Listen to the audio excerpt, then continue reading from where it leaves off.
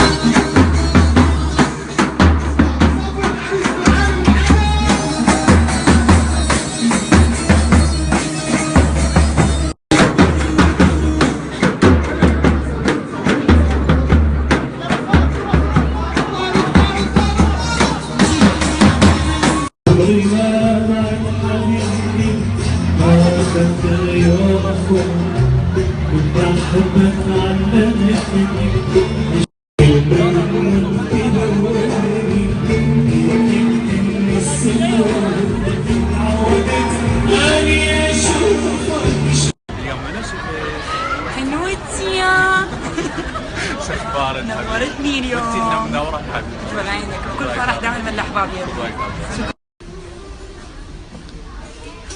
منو سألني البارحة على لوحات مال 7 عيون؟ كل انواع العيون. كل هاي الشغلات الحلوة تلقوها بحرير هوم بمول زيونة الطابق الأرضي.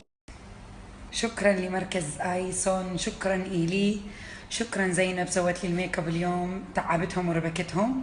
شكرا جزيلا زنوبة الوردة، شكرا على الميك اب الحلو البسيط اليوم كلش حبيته.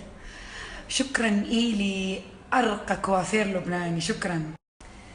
هسه راح أجاوبكم بعد شوي على كل أسئلتكم. فدوات روحاني اللي يحبوني عيوني انتو. أحلى شي بالحياة لما تشوف معلمة الابتدائية، يا قلبي يا سناء معلمة الثاني ابتدائي فديتها. دا أتمشى بمول زيونة الجميل، كان أشوف معلمتي معلمة الرياضيات بالثاني ابتدائي، نفس جمالها ونفس أخلاقها، نفس أخلاقها الجميلة مال قبل وحنيتها. أوف بعد ما لها القبل. وطبينا المحل حرير بمول زيونة. دا أطلع من محل حرير هذا اللي صورته، كان ألقى خلت لي هدية كلها ذوق. حبيبة عمري أنا اللي أشتري لك هدية يا هدية، وما راح أنسى أناقتك بذاك الوقت، ولا راح أنسى شعرك الكاري، ولا ضميرك كان بذاك الوقت تقريني من كل قلبك. هسه راح أجاوبكم على أسئلتكم بسرعة لأنه كلش تعبانة وتدللون. الفستان صممتها مصممة عراقية اسمها ندى.